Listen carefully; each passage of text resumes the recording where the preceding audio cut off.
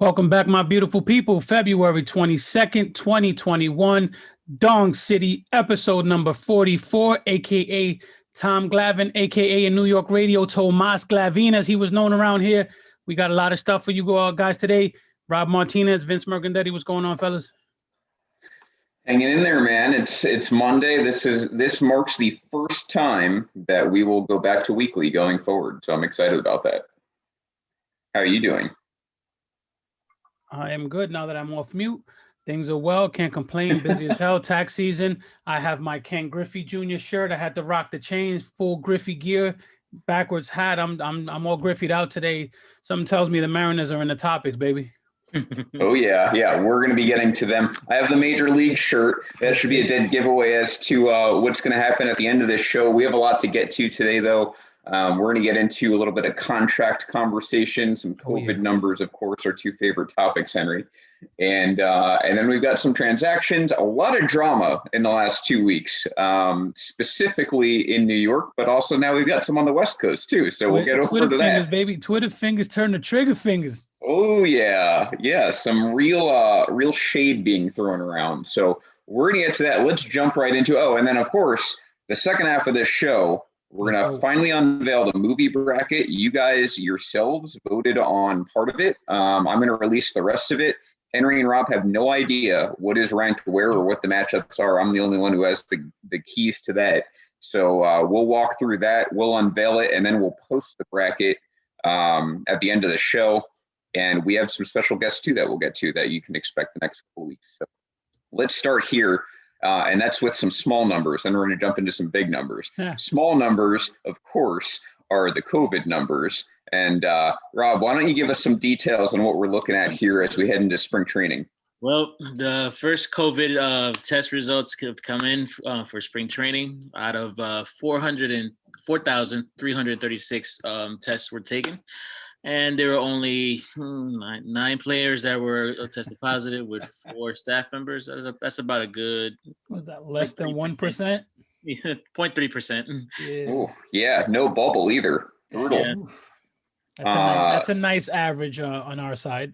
Yeah. Well, I'm ready to skip over that. Did you have any closing thoughts, Henry? Fuck COVID. Let's go. So there we go. We're in good shape. Now let's get to someone who's in even better shape, and that's Fernando Tatis Jr. Oh, my goodness. So this has exploded a little bit in baseball life. That is how to evaluate this contract. Now, Henry, I remember you and I a few weeks ago when they were rumoring at a $300+ million contract, we both kind of like laughed it off and scoffed at it. And then it became a reality. So Rob, again, why don't you give us the exact contract numbers? It's 14 years, $340 million with a $10 million sign-on bonus. Is that right? That's correct. In Spanish, it's called "ay coño." Yeah. So, I mean, I think we are in agreement that there's 2 ways to look at this. One is that this absolutely is a mistake by the Padres. I mean, they're basically taking on 95% of the risk here. And it is a lower AAV, right? Like, this is the 13-year, $330 million contract that the Phillies gave Harper. I get it.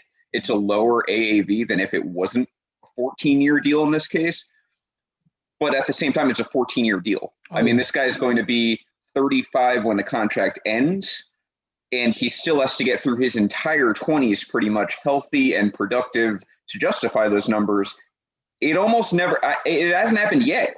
So it's tremendous risk for the Padres in exchange for like 10, 15% savings on his prime years. I didn't like the deal from both perspectives. I think that this was leaving money on the table, but I get it. If you can get some guaranteed money now, time value of money, I get it. If I was him, I still would have probably played out, my ARB years, and maybe give up a year or 2 in that kind of extension.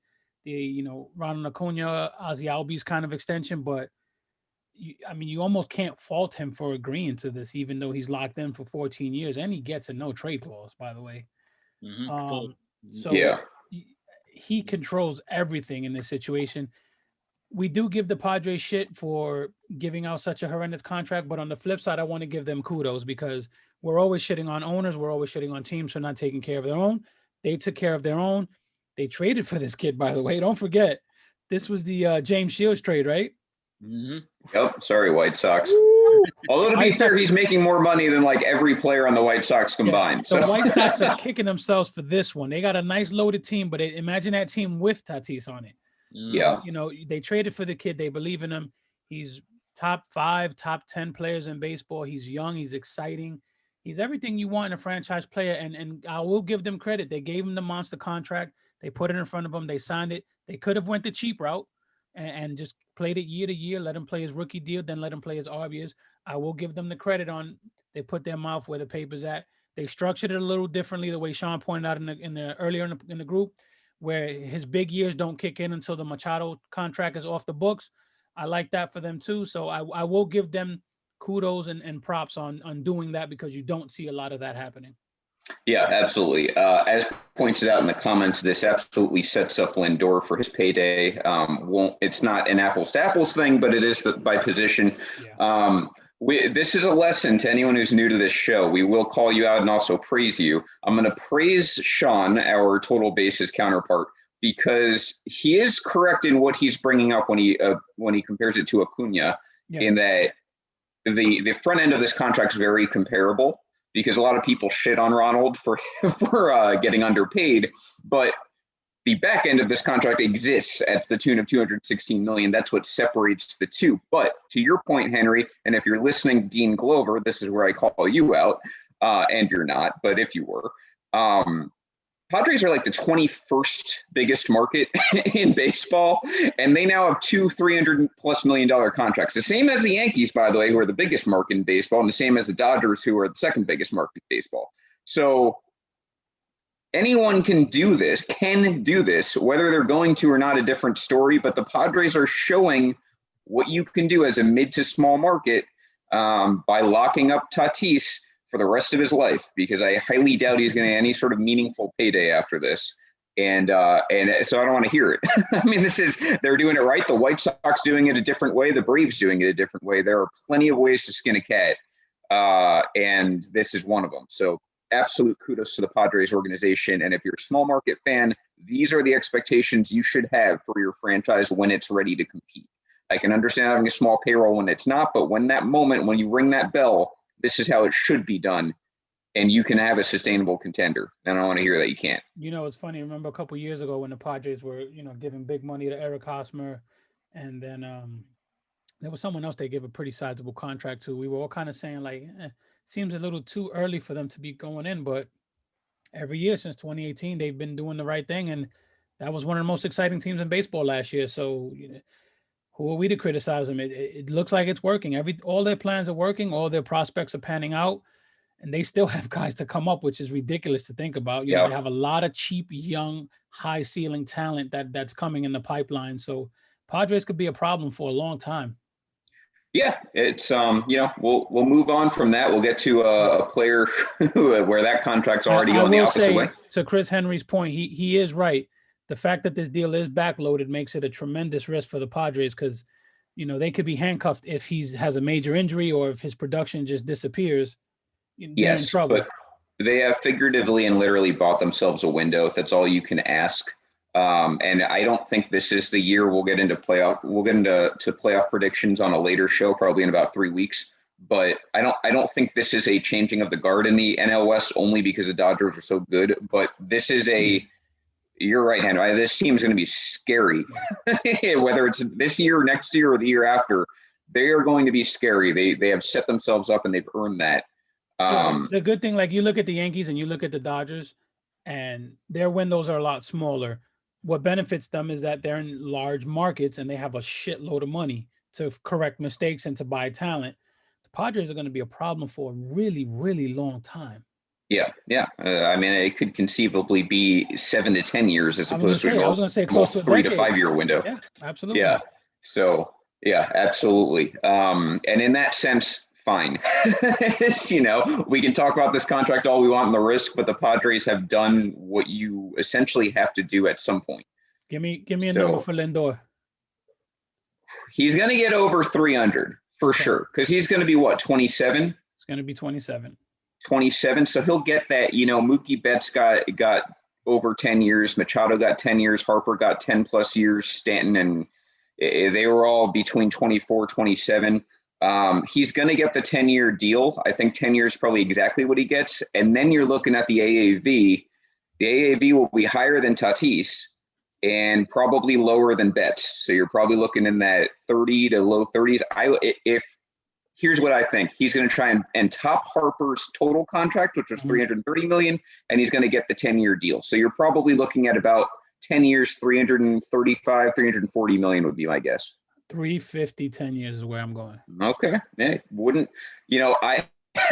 had Cole at Strasburg's contract, and then Strasburg got Cole's contract, and then Cole went to some level I've never seen before. I got him in 3 years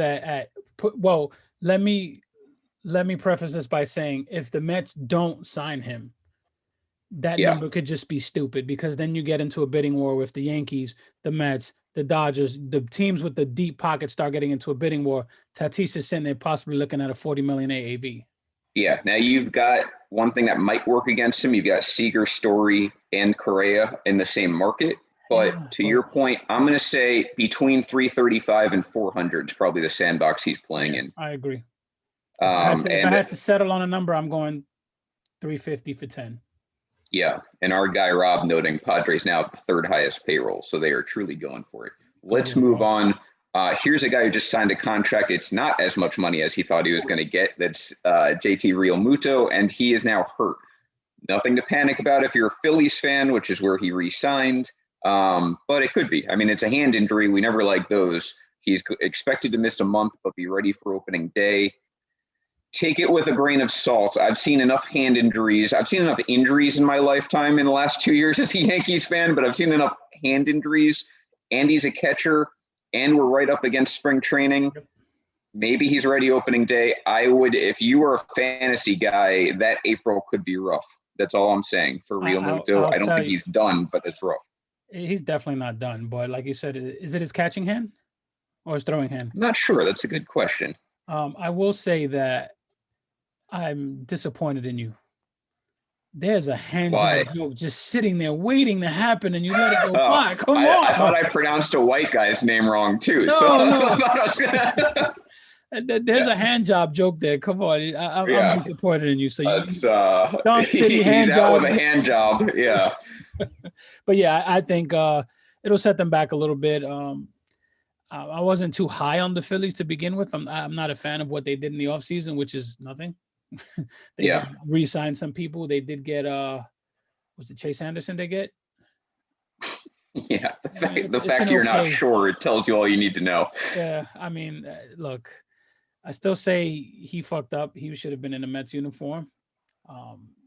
His agent did him wrong there. He didn't get the money he's gonna get. Now he's hurt. So yeah, he's gonna miss the first 6 weeks or so. Yeah. So I mean, to your point, Phillies to me are a best case scenario for them is third place in that division. So it is the throwing hand. So not great. Good work. But so I mean, just a setback for them, but they were kind of already set back to begin with. So let's move. That's over. Also the hand he'll signal with, so he could probably just get some fun. Yeah, I'm sure it's going to cause some domestic issues for him as well. But it's not a catching hand, so he should be okay. Yeah. So we'll see how it goes. Second of a longer term contract for a catcher. So we'll see how it works out. But moving over to the West Coast, two smaller deals. I was actually kind of surprised by one, but Oakland doing Oakland things. They signed Mitch Moreland and Trevor Rosenthal, who are both just the most Oakland players I could possibly think of. And I don't know why I didn't have Rosenthal going to Oakland, but it makes perfect sense. Moreland signed, Rob, remind me on the Moreland contract. I know Rosenthal kind of surprised me. $5 million. 2.5. Yeah. So for Moreland, to me, that's a steal, although he's been signing things that are shitty like that with the Red Sox. So it's not that surprising. Rosenthal got 111, which is the same amount Corey Kluber got, which kind of, I mean, I know Rosenthal's coming off a stronger season in that it existed, but that's kind of surprising to me for relief. Let me show you why this makes a ton of sense for Oakland. You have 11 million for Rosenthal, right? Yeah, well, it's 1 year, so it already makes sense. But right, then that right there makes sense. Yeah, and it's a good deal for Rosenthal. He gets to just go back on the market next year and make a longer, 3 to 5 year contract. So you have 11 for Rosenthal. Then you have 2.5 for Moreland. So how much are we talking there? Come on, give me that math. 13.5. 13.5. Bum ass Chris Davis, who was traded, was making 16.75. No, yeah, that's a good connection there. So they're actually saving money, improving two positions at once, and they're getting rid of Chris Davis' shitty ass contract. And by the way, Mitch Moreland versus Chris Davis, this is including his monster 2018 season when he had like fucking 40 something home runs. Mitch Moreland still has a higher WAR, 2.2 to 1.6 the last 3 years. Mitch Moreland's a better player at a fraction of the cost, and you get a lights out reliever. You know, I like my Mitch Moreland because he's a defensive wizard at first, and I always defend my defensive wizards at first base. So he's going to give him that. He's a good defender. That's a ballpark, by the way, where you want a defensive wizard at first, because that ball gets by them, you're never seeing it again with the foul territory out there. Like, these are two guys. I know Melvin mentioned that they can be traded, and I see Oakland competing, so I don't see them. But just from a value perspective, which is everything Oakland is about, this just makes a ton of sense. Yeah, and Mitch Moreland's probably not going to bat 247, so Oakland can expect something new over there. But yeah, and Rosenthal's only 30, which Rob just brought up in our little comments. So you know, he can be extended, he can be flipped, he can be part of a contender, which I'm right there with you, Henry. I see no reason Oakland's not competing this year. So just overall, two smart moves for Oakland, which is a nice transition to another West Coast team who traditionally does not make smart moves, and this wasn't one of them. And that is Albert Pujols will officially be retiring at the end of this year. That is your boy, Henry. And Albert Pujols holds the distinct record. One of two times I have been very burned on predictions. One of them had to do with Pujols, and that was thinking that he wasn't going to reach his home run milestone last year, which he did. And the other one was predicting, of course, no hitters last year, which I took a bath on in baseball life. But so Pujols officially retiring. His wife announced it. Leads me to believe it's his wife's decision.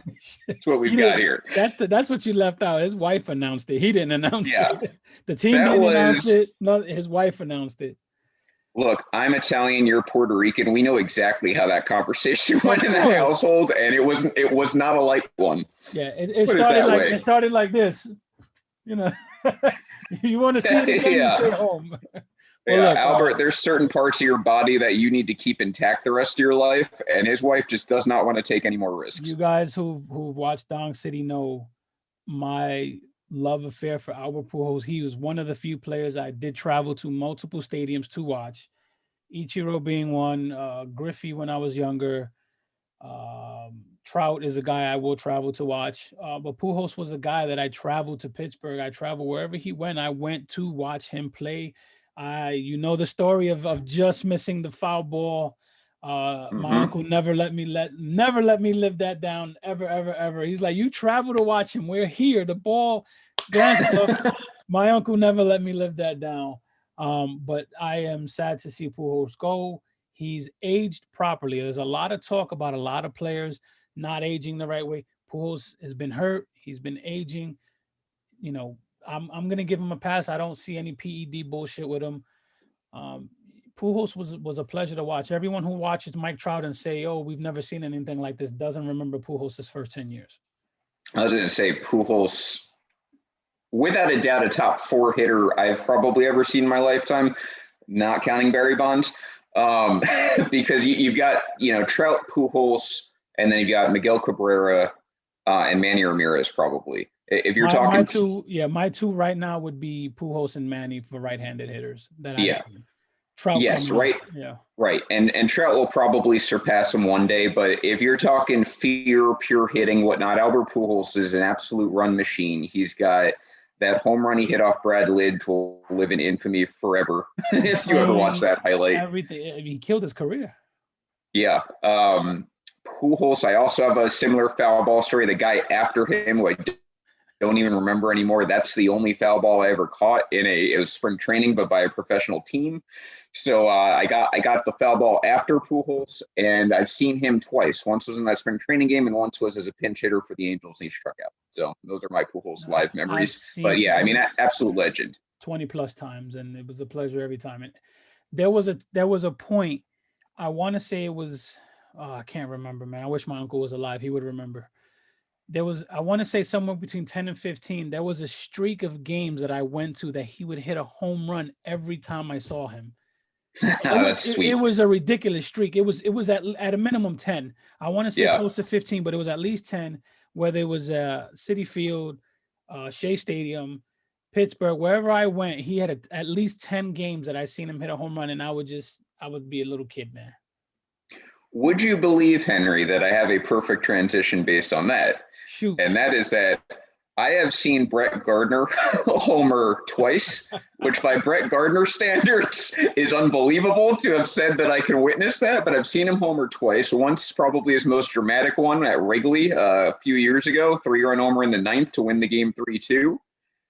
And 2 was in Tampa in a loss. But Brett Gardner, you're another one of your boys. This has to be like the best 2-week span for you ever. But Brett Gardner signs with the Yankees, much to my chagrin. And that's not the only Yankee news we had this week.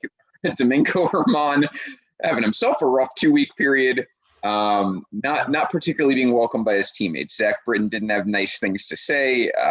Germán had some Instagram drama. Zach Britton was an asshole. Yeah. Yes. And Aaron Boone saying the usual tone-deaf, dumb bullshit. And that's where we are in Yankee land right now. This will be a quick topic, we promise. But Brett Gardner back with the Yankees. We have personally argued this ad nauseum, so I don't think we have to spend too much time. If these folks had an insight into the private chats or a group that Vince also admins in, it's a Yankee group, where I'm just going head on with Vince to the point that I know the other admins are talking so much shit about me in their chat that I tell them to suck my dick when you get a chance. Yeah, and they absolutely were. Oh, of course, sure they were. I think if anyone was witnessing us having this conversation, they would think we hate each other. But look, we're never going to agree on it. I think the general consensus here is that Brett Gardner is an excellent insurance policy. He's better than anything the Yankees have as far as track record for the inevitable injuries, which we're in agreement, by the way, that I don't trust the Yankees' health, so I get it. Where I disagree is that I think it's too much money for an insurance policy. I'd rather give other guys a shot at that insurance policy, and I don't trust the Yankees whatsoever to use Gardner appropriately, which would be as an insurance policy. Right. So that's where we disagree. So here's the thing: when you're debating something with someone, particularly on Facebook, you start with this argument, and then this argument slowly turns into like a completely different argument. So my stance has always been, this is an insurance policy. And I even posted the other day, Aaron Judge, he missed 142 games. Aaron Hicks missed 146. Clint Frazier, 261 in the last 3 seasons. Brett Gardner has only missed 54 games in those 3 seasons. This dude is healthy. He's durable. Is he old? Yes. Is he toward the end of his career? Absolutely. Is he less productive? Yes. He's still a defensive plus guy. Borderline on plus, league average, but he plays all 3 outfield positions. This guy's an insurance policy. Did we pay him too much? Maybe we paid him $1 million too much. But if you look at the going rate for outfielders with this kind of production, believe it or not, this is the going rate. Could we have gotten better deal? Probably. He did get 2.5 on the buyout. So 6.5 basically this year is what he's getting. Yeah. I like the deal, and it's mainly because we need insurance. If you tell me Judge is going to play 140 games, if you tell me Hicks is going to play 140 games, you know what? Let Florio come up and ride the pine and get some at-bats and let him, patrol the outfield. These guys always hurt. We don't see them play. They're not on the field enough to say we don't need a Brett Gardner. All valid points. I think what we concluded after about 3 separate arguments and probably like 2.5 hours combined is that this really comes down to I hate Aaron Boone. And in turn, that makes me have to hate Brett Gardner because Brett Gardner will be a tool of incompetence by Aaron Boone. And that's what we'll just have to see if it pans out, because we're not going to agree on how this plays out. I have my suspicions. We'll see how it goes. We both agree Boone is a fucking idiot. We hate Boone. We don't like him. In game, we don't like the way he speaks. We hate Boone. And I see your point. The way Yeah. he can fuck it up or validate your concerns is by misusing Brett Gardner too much. Yeah, just watch Clint Frazier ride the bench after a 2-home-run game. Watch Aaron Judge get 2 days off a week. I mean, there's plenty of ways for him to screw it up. And if you're listening, if you're watching the show, we will be sure to give you updates as the year goes on how this develops in the form of Boonheaded, which is a segment that we have every single week on Dog City. If it goes my way and he doesn't play as much and he's still productive, I'm going to have those guys come on the podcast so I can tell them to suck my dick in person. There'll be special guests who we will ambush with suck my dick threats. We should have a suck my dick segment. Well, this is another perfect segue into our next section. Everyone right now in New York is telling each other to suck their dicks because Tywon Walker joins the Mets. That's a newsworthy update. Which is a deal I really like. Yeah, 2 years, $20 million. Great deal for him, considering he waited to the last possible second. Yeah. Jackie Bradley Jr. better pray he gets a deal like that as he's still out there, even though he was asking for 60.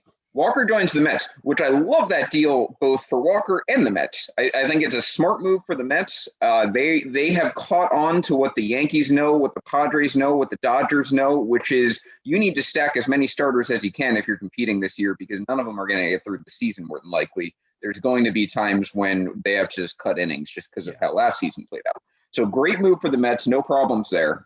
Now, other Mets pitchers who exist, Marcus Stroman, Noah Syndergaard, in some sort of great Twitter war that I'm enjoying with my man Trevor Bauer in this weird Dodgers-Mets rivalry that I don't quite understand because I don't understand why it exists to begin with. But they're in like a royal rumble on Twitter, and I'm here for it. I like what's happening right now. Marcus Stroman and Trevor Bauer are the same person. They're bullies and bitches. Yeah, they're both bullies and they're both bitches. They both block people. They both can't take the heat when they get the heat, and they both like to talk shit. Me, I'm a Noah Syndergaard guy. I like Noah Syndergaard on Twitter. He's a fun follow. So if there's anybody in this trio of bullshit going on, I'm a rock with Noah Syndergaard because he's a fun guy to watch and tweet. And he was being more playful, and Trevor Bauer got a little panties in a bunch. Yeah, and that's something that Trevor Bauer is prone to do on Twitter. I don't particularly love that about him, but I do love that he's very interactive on Twitter in general, and I also love other things about him. And by the way, my man Stroman, what are you doing with your hair, baby? Him, I just don't like at all. What the fuck is going on with you? I've always hated Stroman.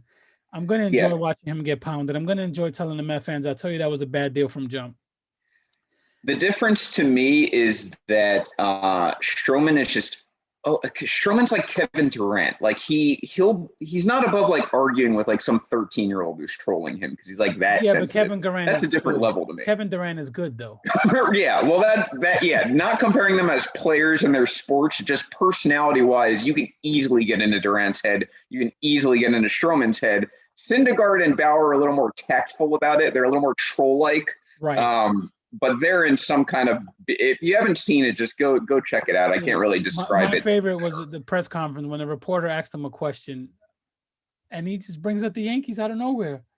Yes. Talks about how it was fake. Which Michael Feldstein just brought up in the comments section. This guy loves bringing up the Yankees for no reason. No reason. There was no reason. It's like, hey, Marcus, how's the weather? Well, the weather in Queens is better than it is in the Bronx because, the way the Yankees control the weather in the Bronx. Like, shut the fuck up.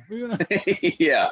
It's kind of fun he is like kind of like your stereotypical Mets fan in like human baseball form.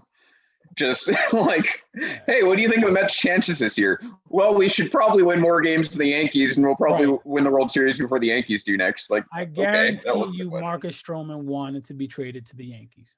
There's without a doubt in my mind that's where he wanted to go. Completely believe that. As Rob points out about Walker, by the way, it was actually 3 years, $23 million, but they did that weird phantom third-year buyout deal where they lower the AAV. Yeah, the buyout is the same amount as the AAV. Yeah, so again, kudos to the Mets. Yeah, I like those deals. We won't do it for another 10 years, but I do like that other teams are doing it. That's smart. I'm going to say it. I said it last year. I was high on the Mets. I'm even higher on the Mets this year. I like what they're doing. I wish they would have signed JT Realmuto, and I still think Jackie Bradley to that team is too perfect not to happen. I could see JBJ, and I'm not a big Romine guy, so I guess in that sense I agree on Rio Muto too. But you can't knock the Mets have had a great offseason. Absolutely.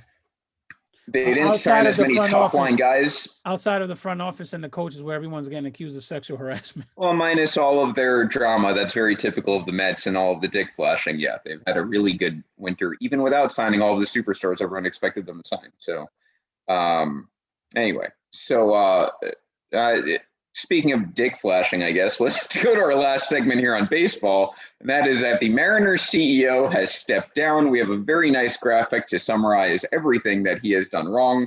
Among them, sexual harassment suits. I think he's probably gone on the racist end, the sexist end. He's done just about everything possible. Rob, if you could pull up that graphic while we talk about it. Every Capitol Hill box that needs to be, anyone who went to Capitol Hill, he's checked all those boxes. Yeah, it's pretty amazing just how incompetent he has been, and in a very short span too. So, Rob, it's on you. Yeah, it's disabled. You gotta let me on. Oh yeah, okay, yeah. We gotta give Rob permission here. All right, go ahead, Rob.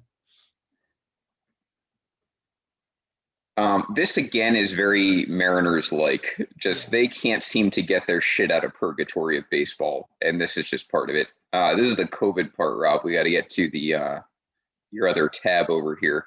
Yeah, he's only had all time to work on this. Fucking Rob. There we go. In case you wanted a. Oh, Mike Pence with the fly. There. Oh, thought we had it for a second here. Our producer. Anyway, as Rob gets to this, yeah, on thin ice, we should add that the. I mean, this is what the Mariners do. Look, they don't seem to figure it out. Yeah, he didn't even go on. I thought it was a press conference with the media, and it wasn't. It was like bullshit chat room, and someone recorded the Zoom, and he was just talking all this shit about how they manipulate service time. They offered Jarrett Kelenic a 6-year deal, which he turned down, and then they subsequently send them down the next day to manipulate his service time, which was a really shitty thing to do, by the way. Yeah, and to acknowledge it and admit it, it's like that's another level. There we go. There we go. So over the 45-minute chat. I mean, that's not that long of a chat. Yeah, you think someone would have called him and been like, "Dude, shut the fuck up." Kevin Mather disparages a Japanese player for not learning English, which is like already just totally tone deaf. And the Mariners have such a great relationship with Japanese players being in Seattle, and he still manages to screw that up. And then also obviously belittles a star prospect from the Dominican for his language skills. So I think there's a little more smoke to that fire when you have two different players from two different countries now that he's got issues with their English. Service time manipulation, which we talked about. I mean, look, every team does it. That's not exclusive to the Mariners. You don't admit it, especially as a CEO. That's not like what you're not currying favor in the future with any sort of contract extensions. And this, by the way, is a massive amount of gasoline onto the fire right before a CBA. Yeah. I mean, players union can point to this and be like, we know it's happening. You've admitted it's happening. Absolutely. This needs to stop. They just lost a negotiating ploy. I don't think there's any way the teams will be able to manipulate service time on a new CBA. That's going to be public enemy number one. Too many guys have taken L's. You have too many Chris Bryants out there. They play with it too much. Yankees do it. Every team does it. You know what they're doing. They've kept Andor. Andor has 6 years of control, believe it or not. 6. Yeah. It's still technically a rookie. Yeah, these guys they play with it but this particular guy's a piece of shit. He's racist. He's just an asshole. He's been accused of sexual harassment 3 times. He talks shit about Ewan. And let's look at later. Yeah, it's. And how about this last part? That typical, you see this from like meathead fans. You don't generally see it from a CEO. At least they don't admit it. The franchise's best player over the past decade was overpaid.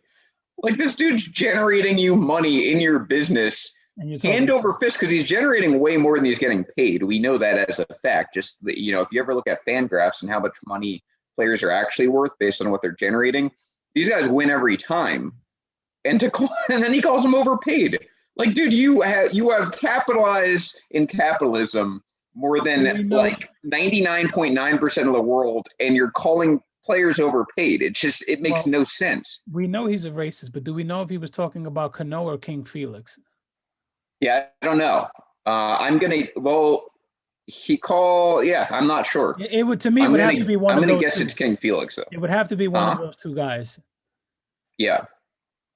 I'm thinking it's King Felix just based on track record. He was there a lot longer and dominant a lot longer in Seattle. He'll never get another job in MLB again. Yeah, what an idiot. The current climate. No, I agree with you. All right, Rob, you can take that down. And yeah, Austin brings up a good point. The Mariners are the reason no one's harder on the Angels. Yep. And they happen to share a division.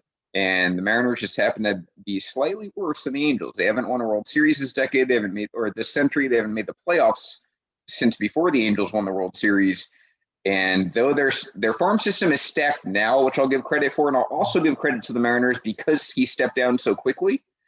But other than that, they're a complete mess, and they never seem to get their shit together or have a competent GM or have competent farm system. It's sad because right now they are loaded. Yeah. It's a terrible time to have this drama. Yeah. And the AL West, not for anything, is looking a little more vulnerable than it usually does. Oakland is good, but they, at best, they're as good as they were last year. They always seem to choke anyway. The Angels still aren't there yet. And the Astros, this is probably their last year before they have to do their own rebuild. And then Texas is somewhere out there. So it's a good time to come together if you're Seattle, and things like this don't help. So without further ado, that does it for the baseball portion of this until right now when we get into the movie baseball portion of this. As we've been teasing the last couple of weeks, as you guys have been voting here on the play-in bracket, we are going to attempt the unattemptable. We're going to figure out what the best baseball movie of all time is, and we're going to do it with your assistance, and we're going to do it in a very calculated way. So I'll explain what we've done so far and what we plan to do in the future here. And we're also going to reveal the bracket itself and go through that basically like this is a selection show. So to give another background, we're having a 32 movie bracket. 32 felt like the right number. We actually had 48 submissions of movies. All of them were included in some capacity. What I did was I took the top 28 of those 48. They automatically made it into this bracket. The last 4 spots we put into that 20 movie play-in, which concluded yesterday. And those top 4 are now part of this 32. So we have our full field. I have all of the matchups. Rob and Henry, the way the matchups were created, and for anyone listening, so you know how fair it is, matchups were based on seeding, and seeding was based on Rotten Tomatoes fan evaluations. So the fan rating decided the rankings. If there was a tie in the fan rating, which happened more than once, then the critic rating was the tiebreaker, of which no one had identical for both. So that's how the seedings are based. What's the average age of these photos? Well, it's Rotten Tomatoes. So it could be any. That's why I did Rotten Tomatoes as opposed to like any specific website, because it's presumably a pretty even demographic. And I liked the professionals essentially breaking up ties from the fans. But that's how it was decided. So the best movies here may not necessarily be like the most popular ones, which I kind of like because it makes the matchups a little bit better. The way we're going to decide this going forward is next week, March 1st, and the week after March 8th, we're going to have a 5-person panel. 5. Majority decides that matchup. So we're going to talk about every single matchup. We're going to go from 32 to 16 the first week, and then 16 to champion the second week. Obviously, to get to 5, we have the 3 of us, and we have 2 special guests each week. Those special guests, Austin Spiro and Ricky Velasquez, will be next week. And then 3-8, we have Jason Brooks of our wrestling podcast fame and Randy Hammond of our football podcast fame on 3-8. So we're going to have special guests. We're going to have 5-person panels for both shows, majority rules on this. I enjoyed Ricky yesterday, by the way. Oh, yeah. Ricky was great. Not to throw any sort of shade, because I don't intend it that way. Ricky has a little more experience on this earth And so therefore I like his perspective as far as evaluating these movies, because I don't want it to skew younger. Ricky's old. You call him Ricky old. Ricky's experienced, as we say in the industry. He is seasoned. And I respect that about him. So I'm very excited to have Austin and Ricky next week, Jason and Randy the week after that. Without further ado, I have the bracket here. I'm not going to share it because it's complete. Let me tell you something, by the way, a little bit of event session. Getting a bracket for 32 teams on the internet where I can just have the names filled in and have the matchups generated was like next to impossible. You would think this is the easiest thing ever. It was next to impossible. It took well over an hour yesterday to do this. I'm surprised you didn't just do it on Excel. I am not an Excel guy and did not care to do that, but I got it done. So the bracket's complete. I will have it sent out after the show, but let's go through here the matchups. What I'm going to do is just go across in bracket form. So we're going to start with number 1 versus number 32. Do you guys want to take a stab at what the number 1 movie in this bracket is? Major League. No. Rob, do you have a guess? The Natural, I'm thinking. No. So the number 1 movie, as decided by fans of Rotten Tomatoes with a 92% fan approval rating, was Long Gone, which is the top movie in this bracket that is the ultimate number 1 seed. Long Gone will face the 4th best option in our play-in, which narrowly defeated Mr. 3000, which I know was a Ricky really wanted that movie to get in. It lost by 1 vote. I was a fan of and I saw Mr. 3000. I'll give it some kudos. I enjoyed it. I had no idea it had Roberto Clemente tie-ins, which was cool to know. I will say I've never seen Long Gone. I haven't either. I'm gonna have to watch it this week, especially as a top movie. Like I need to give it its credence. It will go against a fun movie though, and I say fun much begrudgingly because when you hear what this movie is, you'll see why. And that is Fever Pitch. Fever Pitch sneaks into the movie bracket, starring Jimmy Fallon, Drew Barrymore. It's a rom-com. It's about the Red Sox essentially beating the Yankees. I personally refuse to watch that movie because I saw it and I don't remember the context of which I saw it, but I saw it. It actually was enjoyable as far as movies go. What I heard, yes, it's not bad. It's not bad. Yeah, so that's your 1 versus 32. So that's the biggest division we'll have here. Moving down, joining them in that bracket is the 16 versus 17 matchup, which this one classic and one that is actually very highly rated, which I didn't expect. Also a classic, but much older. So we have number 16 for Love of the Game. We've all heard of that. One of the more popular ones, I would say. And it's going up against number 17. So this is the closest matchup. Take Me Out to the Ball Game. And I think that personally is going to be a pretty tough matchup. I think For the Love of the Game got it. Yeah. Interestingly, For Love of the Game was a 75 Rotten Tomatoes. Take Me Out to the Ball Game was a 70, just to give you an idea as to how close that was. Take Me Out to the Ball Game's critic score was a 93. Which was, I'm definitely not going to like it. Which was really high. Yeah, we'll get to some other ones that were that high, but that's going to be the matchup. I'm very curious. Take Me Out to the Ball Game's older, so I'm glad that Ricky's joining us next week to discuss that with us. Take Me Out to the Ball Game is like what, the 50s, the 60s? Frank Sinatra. It sounds like the 50s or 60s. So maybe even it's got to be the 50s then. Frank Sinatra. I'm guessing the 50s. I haven't looked yet, but Gene Kelly, Frank Sinatra. Yeah, my guess is the 50s. So winner of those two are going to face each other in the next round. Below that in the bracket. Were these critics old white men? I'm gonna guess that the majority of movie critics in general are old white men. Yeah, that's what you'd be surprised though. It's not entirely like that though. There's some boppers in here. Okay. This next one coming in at the 8 overall seed, 42.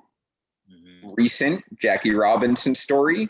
Hell of a It's gonna go against the 25 seed, $1 Million Arm, which was the story of 2 Indian players, I believe, who got major league contracts. That movie was underrated. That movie is really good. Yeah. we'll see how that goes. 42, by the way, an 85 score, in case you were wondering. Didn't need to look at the critic rating for that because it was pure 85. $1 Million Arm, not quite that good. Then we get to the last. Surprise 42. What's that? On this list. It should have been. Yeah, 8 overall. You know what, though? When you hear about what the number 9 one is, which is coming up right here, you'll be pretty satisfied with 42 being 8.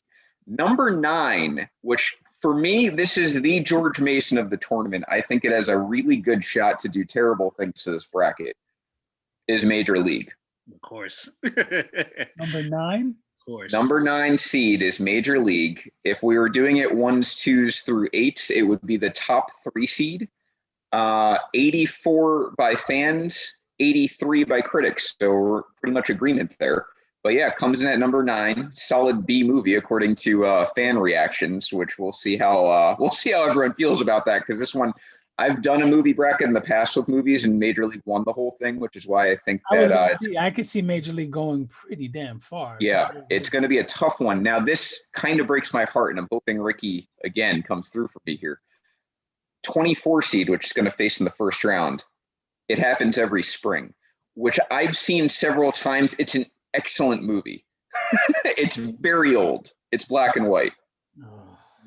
You guys should do your due diligence, watch the movie. It's a really good movie. And I have a fear because it got the worst possible first round matchup, but it's a really good movie. It deserves a better fate if it does lose. So that's going to do it for that end of the bracket. So pretty strong region. Before we continue, I will take this opportunity to say what I have been saying every time we talk about movies. We need a Roberto Clemente biopic. Seriously. Well, we talked to your man Dwayne about that, so it's in the works one day.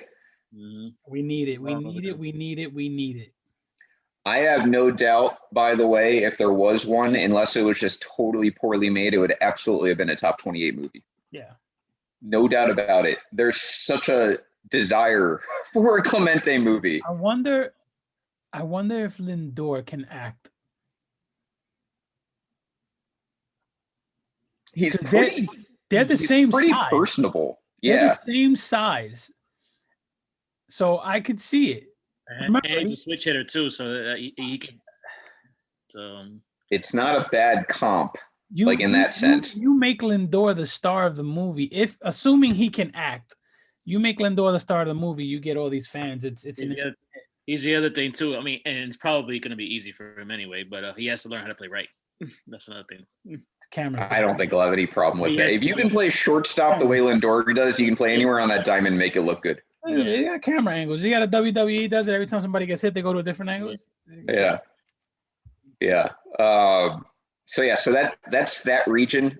Pretty good region. I don't think it's the toughest one, but I think it's a pretty good one. You got Major League in there, and obviously the top seed. Everyone seems to like for the love of the game in 42. So we'll see how that does. On to the next region. We start with the 4 seed. Absolute classic in my mind. Would have been a 1 seed if we didn't do 1 through 32, which for bracket reasons we're not, or we are. Sandlot, number 4. Okay. Of course. Strongest movie in this region, and it's going up against the play-in winner, which to me is another dark horse here, but it's going up against Sandlot, and that's Major League 2. Ooh. Nah, I think the Sandlot got that easily. For my money, Major League 2 is as good as Major League 1, but I think that's a strong take. Before we continue, did Everyone's Hero make it? Everyone's Hero, I don't think did. Oh yeah, it did. Sorry, didn't mean to get your hopes up. That movie, it was so underrated. It's an animated movie about Babe Ruth's bat. Yes, it's awesome. Me and my son watched it about over 100 times when he was younger, so it has a place in my heart. But that movie is the shit. If you have kids, Everyone's Hero, go watch it. All right, continue. I will say this. There are 3 movies specifically about the Yankees that made it into this tournament, not counting the one Frank Sinatra stars in, if you count a New Yorker as as Yankee related. But there are 3 specific movies about the Yankees. That's not one of them, though. So Sandlot versus Major League 2, that's your 4 versus 29. Number 13, another movie I'm going to have to brush up on, Sugar, coming in at a solid 13. It was the top of the 4 seeds. Sugar, let me tell you something, has a 92 critic score. But that's more of a documentary. It made the tourney. It got submissions too. Yeah. That's going to go up against The Perfect Game, which I didn't know much about, and then I researched. It got panned by critics, but has a better fan score. Pretty interesting. pretty interesting plot. What's that? Have you seen Sugar? No. You're gonna like it. I'm gonna have to. I already told Melanie that this weekend I'm just watching baseball movies, and this particular matchup I want to watch both if I can. So because it's a very intriguing 13 versus 20 for me, I want to be prepared. You'll hate the minor leagues even more after watching. Very difficult. Number 5, same region, The Natural, another heavy hitter. This would have been the top 2 seed. The Natural had an 88 score by fans, and it's going up against number 28, Soul of the Game. So I think I know which way that matchup's going to go, but you never know. So Natural. Man, the Natural I've seen, but Soul of the Game I haven't seen. Yeah. Your number 12, a specific editor's note on this one, Bad News Bears, but the older version. So not Billy Bob, but the original. The good one. Yes, exactly. That's how it was decided. I took the better of the Bad News Bears. How about this? The highest critic score of the entire bracket, old school Bad News Bears, 97 by critics, 80 by fans, which is why it's the 12 seed, 97 by critics. It won a tiebreaker over Sugar, which was also an 80 and was a 92 by critics. So those are two very acclaimed movies that come in as in the same region here as 13 and 12 seeds. Going up against Hardball, number 21. Hardball's good. That was good. So that's your left side of the bracket. Again, that's going to be a tough matchup. Mm-hmm. Yeah, I would say so. And again, you've got The Natural in here. You've got Bad News Bears. You've got Sandlot, Major League 2. This is a pretty good region too.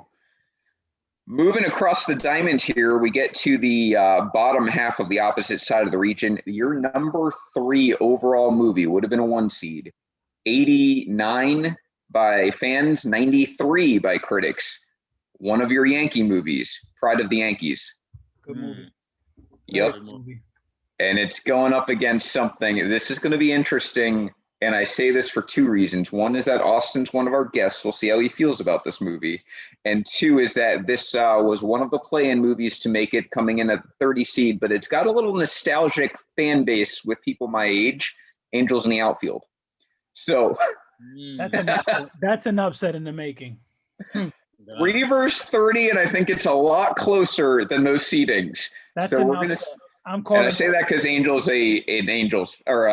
an Angels fan, not because I think that was the last time the Angels were good, right?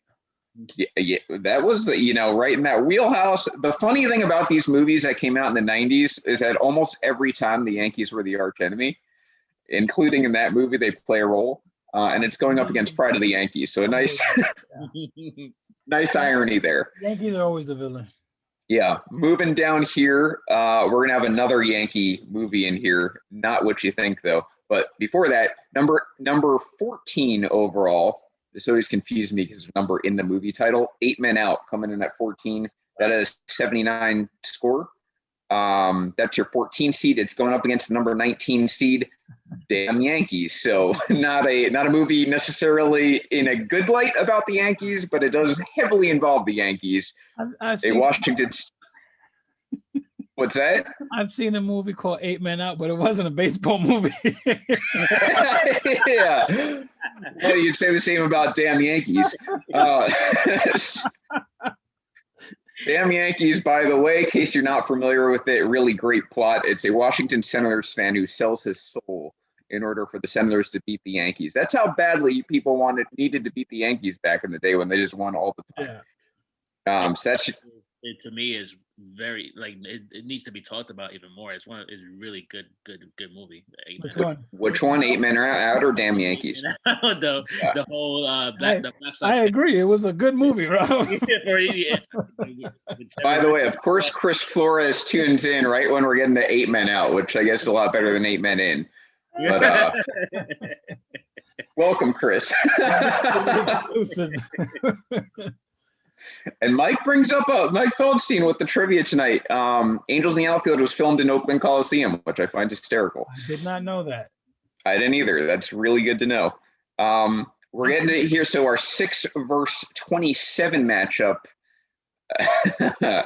This to me is, by the way, the best region in terms of juggernauts here. And one of the reasons, number 6 overall, is Moneyball. 86 by fans, 94 by critics. It's got some recency bias on its side. It's got Brad Pitt, which is my bias. That's your number 6. It's going up against number 27, Trouble with the Curve. Also recent, not quite as acclaimed, but that's your first round. I'm on a roll today because I heard Money Shot. Money Shot right below Damn Yankees, right below 8 Men Out. Oh, this is your porn bracket as well. The Dong City bracket for sure. Yeah. Dong City sponsored. I wasn't kidding. You got Trouble with the Curve 27, and then finishing out this region is Bull Durham, number 11. Bull Durham, number 11, might have been one of the biggest surprises to me. Yeah, Raging Bull Durham. An 82 overall. Bracket, bro, I'm telling you. Well, wait until he gets to the next one. It's got a double on top in it, but Bull Durham, I would have thought could have been a 1 seed. It actually would have been a third seed. So kind of surprising. Look, while we're on the topic of... Chris has her kids watching and they want to know what that means. Wow. I think she's referencing the Money Shot. You got to keep listening to Dong City. You get these definitions after Chris, time. Go put on everyone's hero for them and call it a night. Yeah. Headphones time. Bull Durham up against Bingo Long, the number 22 seed. So whether you want to go with Bingo or you want to go with Long, it's totally up to you. Yeah, this is the porn bracket. Yeah. Admittedly, I don't actually know a lot about Bingo Long, so that's another one I'm going to have to research. I've never heard of it. Forget never seen it. I've never heard of it. And it comes in as a 22, so it like comfortably made the tournament, so I kind of feel bad about that. It's a 68 by fans and 88 by critics, so another movie that probably is good. Never even heard of that movie. Mm-hmm. Here we go. She says I'm making them go out to play catch, which also sounds like a porn. It's a Richard Pryor movie too. What's that? It's a Richard Pryor movie. Hey, yeah, no, I know. Wow. It's legit. I just haven't watched it. Here's our third Yankee-esque movie. This was the number 2 overall movie in the bracket, would have been a number 1 seed, and that is 61, which is a really strong movie, so I get it. Billy Crystal. Yep. You know that there's no way these guys are going to let a Yankee movie win this tournament. So this is what I find fascinating about this matchup. And I'm glad we don't have a Cubs fan on for the first week. And that's because it's going up against Rookie of the Year, the number 31 seed, which was your third play-in movie voted on here. And I think that this matchup could actually be closer. I don't necessarily think Rookie of the Year is a favorite by any means, but again, 2 versus 31 could be interesting. I don't think it'll be a sweep, put it that way. And I'm not necessarily picking any of us to pick Rookie of the Year. It's got a lot of fan support. We have to let them know they should vote based on the movie itself. Right. But I agree with you, Henry. I think these Yankee movies are going to have a tough time. Rookie of the Year, by the way, only a 52 on Rotten Tomatoes, which kind of surprises me. I would have thought people my age alone would have had it in the 70s. Yeah, that movie was fun to watch. It was fun. Yeah, 61. It made no sense whatsoever, but it was super fun to watch. 61 by comparison and 90 on Rotten Tomatoes. So that's what we're looking at discrepancy wise. Right below that, your number 15. This is another really close matchup. Your number 15 movie, Fear Strikes Out, which came in at a solid 77, right below 8 Men Out. And it's going up against The Rookie, your number 18 movie. Some catching up to do. I'm wondering how the hell I'm going to do this. Yeah, there's a few in here. There's probably like at least a handful in here that I've just never heard of, so I need to research it for sure. I want to do justice to this bracket. A handful? Yeah, some might say a fistful. I'm going with a handful. There you go. Fear Strikes Out versus The Rookie. That's your 15 versus 18. The rookie, by the way, was tied with both Take Me Out to the Ball Game and Damn Yankees in terms of fan rating, and then came in the middle of those two in terms of critic rating. That's how we arrived at the seeding for it. We get into the next set, which is Field of Dreams, coming in at 7, which is kind of surprising to me. I would have thought that would have been a 1 seed. At least for me. Yep. Yeah, Field of Dreams an 86 on Rotten Tomatoes, 87 according to fans, or according to critics. So it was actually solidly rated. And it goes up against number 26, which is The Final Season. Another one of those movies not many people have heard of, but has kind of that cult undertow to it. So we got to check that out if you haven't. And then your final matchup in this one, just laughing already at the names. We have A League of Their Own. A League of Their Own. Nothing weird about that. That's your number 10 seed. Bang the drum slowly, right? No. Oh. Everybody Wants Some. Is your 23. Although to be fair, that is really the name of the movie. Everybody Wants Some. 68-87 was the combo. It actually tied with It Happens Every Spring and Bingo Long. Never heard of it. Yeah, gonna have to look into Everybody Wants Some, but it's going on. The League of Their Own, I think, is gonna have another big following. And it really kind of crushes me that if it wins, it's probably going up against Field of Dreams in the second round. So we'll see how that goes. But yeah, so those are an MLB, by the way, the Field of Dreams game. Yeah, yep.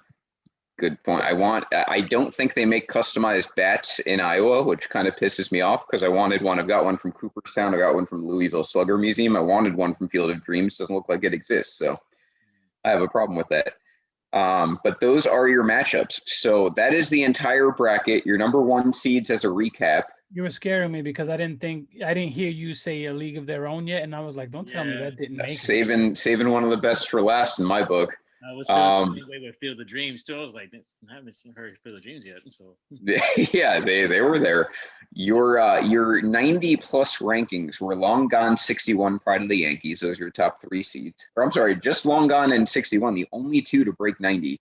Pride of the Yankees had an 89, along with Sandlot. So those were your top 1 seeds. The movies that just made it in, again, by play-in, Major League 2, Angels in the Outfield, Rookie of the Year, and Fever Pitch. Moneyball didn't make it? Yeah, Moneyball made it. Yeah. I'm saying those were the play-in ones to make it. Okay. Yeah. Now Moneyball was 6th overall. Yeah, Moneyball top one of the best baseball movies of the last 10 years at least. So I have this saved. I will post it. And I could actually share the screen if you want to look at it in all of its glory. While we wrap up here, let me get back to screen here. You can let the folks know why we're wrapping up a little early. Yes. So we went on a little bit early. We're wrapping up a little bit early. There's a good reason for that. Here is, can you guys see that? Yep. Yeah. Okay. So here is Baseball Movie GOAT. That's the name of our bracket, sponsored by Dong City. We can write in the winners, which I'm going to put Rob in charge of next week and the week after because I don't want to deal with it. But these are your brackets. I mean, this is your bracket. These are your matchups. So you have the visual, printyourbrackets.com, little plug there. Fuck them. They're not paying us yet. Yes. So that is that's right. That's the only time we'll ever see it. So that's your bracket. I'll release that onto Baseball Life so you all have an idea of it. March 1st, like I said, next week, a week from today, 7 p.m., back to our normal time, we will have Austin on and Ricky on. We'll have a 5-person panel. We want everyone in the comment section as much as possible to give our feedback because this is how I kind of envision it. I don't expect the 5 of us to have seen every single movie recently and have every single knowledge about it. So when it comes to movies like Bingo Long, we want fan interaction because you guys can push the tides. In my mind, you can convince me at least. If you feel really strongly about a movie, we're going to take that, to heart. So plead your cases, make your cases for these movies. We want that kind of contribution. We'll have the 5-person panel. We'll have votes. It's going to be very organized. We're going to go from 32 to 16 because that's going to be 16 matchups in a week, which I think will be plenty. Yeah. And then after that, we'll get to the championship, which is an additional 12 matchups to decide the champion. So in advance, we thank Austin and Ricky for joining us next week. 2 new guests to Dong City, and then Jason and Randy. Jason also a new guest to Dong City, so we're mixing it up. And then down the road, just so you guys know, March 15th, I fully anticipate more than likely our playoff prediction show. I think that'll be a good time into spring training. And we'll make our divisional picks and stuff like that, and probably have guests for that like we did last year. So a lot to come here in March. And we want some new guests. So if you guys, you want to be a guest, reach out to one of us, just let us know, hey, I'd like to be on the show, talk about my team, talk about my division. We want to switch it up a little bit. If you guys want to, you're very interactive in the comment section. Don't be shy. Show your face on camera. Yeah. And Ricky, we'll tell you, definitely feel free to contact us. We'll chat more. You have a secondary idea for this sort of thing. It's great. This is the stuff we look for. So you guys can give us ideas. If they're fun, if we think they're going to get traction, which we think this will, we'll absolutely take it up. Maybe not immediately, depending on what's happening in the baseball world, but definitely we'll consider it and try and do it down the line. So this is how these things happen. Like we were in our group chat talking, and I don't even remember how it came up, but we said it's going to be March. Let's do a March Madness style baseball movie from a joke to reality. So here we are. Yeah, absolutely. And speaking of big things and new ideas, with the reason we went on 15 minutes early is so we can make sure we were off by 8 o'clock. If you have not tuned in yet to the Step Back, which is generally on Wednesdays at our time, 7 p.m. Eastern, you definitely want to. It's Jacob Moses and Leon Tompkins. They do a great job. Just listen to them actually on their most recent show. But they are on special tonight in 7 minutes at 8 p.m. Eastern time with special guest Kenny Anderson. Former NBA player Kenny Anderson, I believe former analyst, if not current analyst Kenny Anderson. Yep. Former net. Yep. So that's a big spot for them. We're excited to have Kenny into the Life Group podcast umbrella here, another big guest that a show's been able to land. So we're excited about that. But definitely tune in, give those guys your support. Ask Kenny some questions. Don't let him off the hook too easy, but they're coming on here at 8 o'clock. My Knicks fans, let him know the Knicks run tri-state area.